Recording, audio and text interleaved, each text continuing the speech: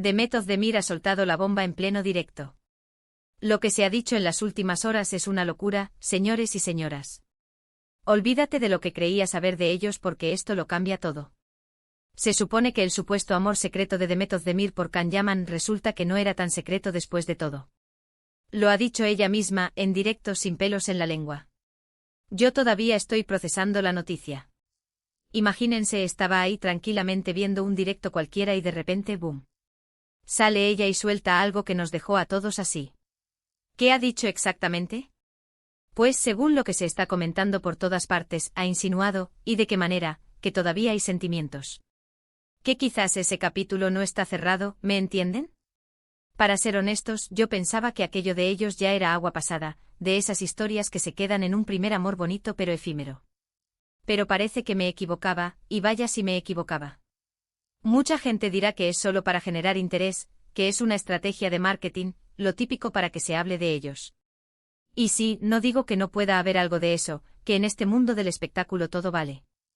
Pero hay algo en la forma en que lo ha dicho, esa mezcla de valentía y vulnerabilidad, que a mí me hace pensar que va más allá. ¿Lo han visto? Esa mirada, esa pausa a mí me dice mucho.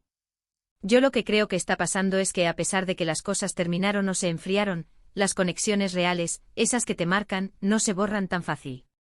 Y Can siempre ha tenido esa chispa, esa intensidad que a Demet le encantaba, eso es innegable. Y ella, con su dulzura y su fuerza, tampoco es que se olvide de cualquiera. Lo que yo sospecho es que después de tanto tiempo, de haber pasado por otras relaciones, quizás han empezado a ver las cosas desde otra perspectiva. Tal vez se dan cuenta de lo que tenían, de esa química que pocos actores logran tener en pantalla. Recuerden cómo se miraban en Erkencicus, eso no se actúa, señores. Era fuego puro. Y ahora en este directo soltarlo así, es una declaración de intenciones clarísima. No es un me acuerdo de él, es un todavía siento algo. Es un salseo de los gordos. Me pregunto qué estará pensando Can Yaman ahora mismo.